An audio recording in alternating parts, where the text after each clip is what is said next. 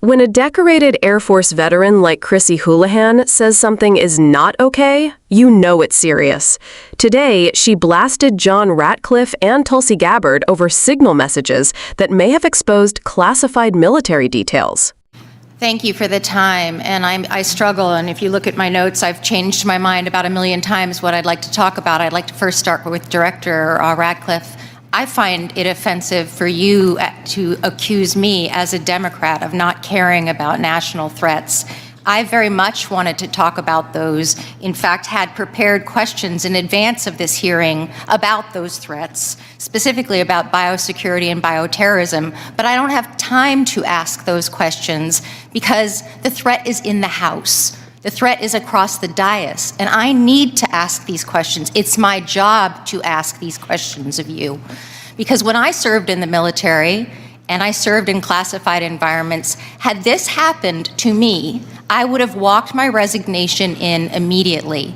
This is not okay. Communicating these sorts of things in signal is not okay. Targets, times, those kinds of things are absolutely classified, and we all know it. I know it. These people know it, you all know it. And the fact that we're having to have these conversations now means that I can't ask the questions that I need to ask about things like bioterrorism and biosecurity. And so I'd like to put you in check as well, sir, because you can't assume who I am any more than I can assume who you are, sir. I would like to move my questions, however, over to Director Gabbard, because you are the DNI. You do have an obligation and a responsibility. I'm going to speak to you specifically about the fact that you have spent much of your 40 days talking about the importance of making sure that we don't reveal classified information, making sure that we don't leak information. You're a former battalion commander in the Army. I don't think that you would have necessarily appreciated the kind of leaking of information that I believe absolutely did happen in this signal channel and is worthy of a further investigation. In fact, this committee established something called 50 U.S.C. 3235A, and this committee, on a bipartisan, apartisan basis, requires you, the DNI, to swiftly notify Congress and the Intelligence Committee if you're aware of any sort of significant unauthorized disclosure or compromise of classified information, which I would argue this has all of the markings of being that.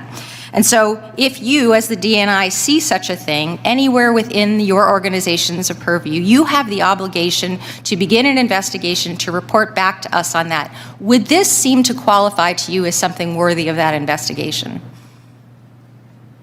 Thank you for your question, Congresswoman. In this situation, Secretary Hegseth has the classification and declassification authority over DOD information. This chat did not have the auspice of being a DOD chat. There's no such thing as labeling it as DOD. This was a chat amongst a great variety of people, and you, according to our law that we passed here bipartisanly, have an obligation when you think there has been a tangible, significant leak of information to instigate an investigation. Do you not think it's important to do such a thing?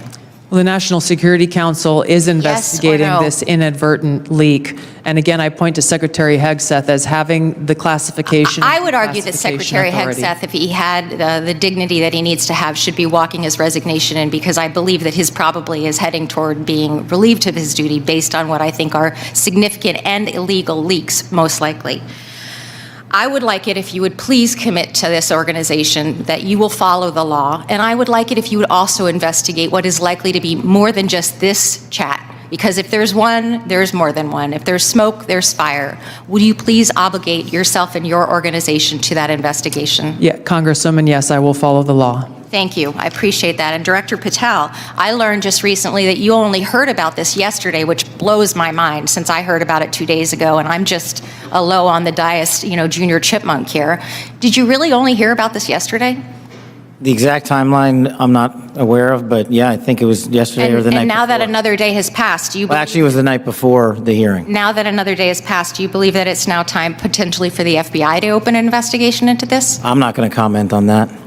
Because you're the director of the FBI, you don't believe it's appropriate to comment on that? Because there's a process in place, there's an ongoing litigation, and the National Security Council is reviewing this matter. And I'm not going to discuss any open or closed investigations. That ongoing investigation, literally, the lawsuit happened today or yesterday afternoon, and the idea that you don't have an opinion on this at this point is frustrating to me. No, it's not. I'm not going to prejudge any matters, and the men and women of the FBI will call the balls and strikes. Reclaiming my time, not sir. you. Sir, Mr. Chairman, I'd like to have... Gentlewoman's recognized.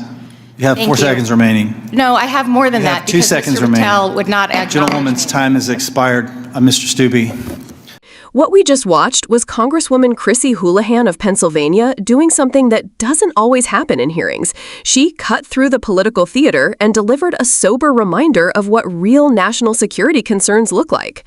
Houlahan, a former Air Force officer who served in classified environments, brought not only her perspective as a lawmaker, but also her lived experience in the military, and that's what made her words so sharp. She wasn't just upset about the partisan bickering in the room, she was pointing out something far more alarming: the use of private signal chats to discuss highly sensitive information, including military targets and timing. That kind of communication is not only reckless, it undermines everything our intelligence and defense communities work to safeguard. Classified information isn't supposed to be tossed around in casual chats. For anyone who has worked in those environments, like Houlahan, the standard is crystal clear. If you compromise that trust, if you leak details that could put lives at risk, you step down, full stop. And that's why her frustration felt so raw. She actually said that if this had happened under her watch in the military, she would have walked her resignation in immediately. Think about that for a moment.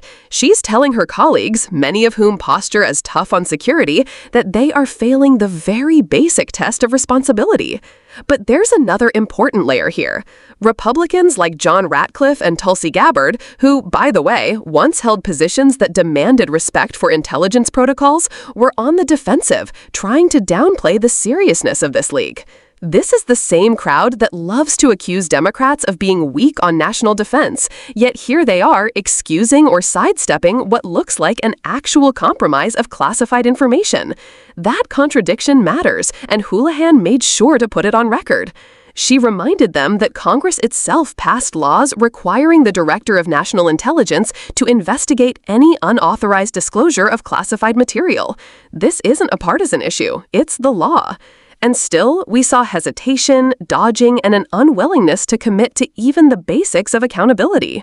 When the FBI director was pressed on whether this warranted an investigation, his refusal to take a clear stance was astonishing. Imagine that, a potential leak of military operations, and the response is bureaucratic silence. This is where the liberal perspective cuts through. Democrats like Houlahan aren't afraid to confront uncomfortable truths, even if it means losing time on questions they had prepared about other pressing threats like bioterrorism. She made it clear those issues are critical, but they have to take a back seat when the immediate threat is sitting right inside the institution itself. That's a level of prioritization and seriousness we rarely see from the other side of the aisle.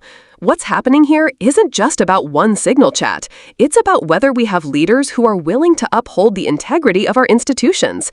If there's smoke, as Houlahan said, there's likely fire, and the danger is not just theoretical. Sensitive leaks can compromise missions, endanger troops, and erode trust with allies. Pretending otherwise isn't just dishonest, it's dangerous. This is why her words matter. She's not just performing for cameras. She's pulling from her service, her discipline, and her oath to remind everyone what's at stake. And that contrast between her seriousness and the evasiveness of Ratcliffe, Gabbard, and others should tell us a lot about who's really protecting national security and who's just using it as a political prop. If we're going to take threats to this country seriously, then leaders like Chrissy Houlahan need to be amplified. They need to be heard over the noise. Because at the end of the day, national security isn't a talking point. It's about lives, it's about trust, and it's about whether our democracy has the strength to hold its own representatives accountable. So if you want to see more breakdowns that go beyond the headlines, that give you the context and the truth from a progressive lens, make sure you subscribe, share this video, and join the conversation. Because these issues don't just disappear when the cameras turn off. They shape the future of our country.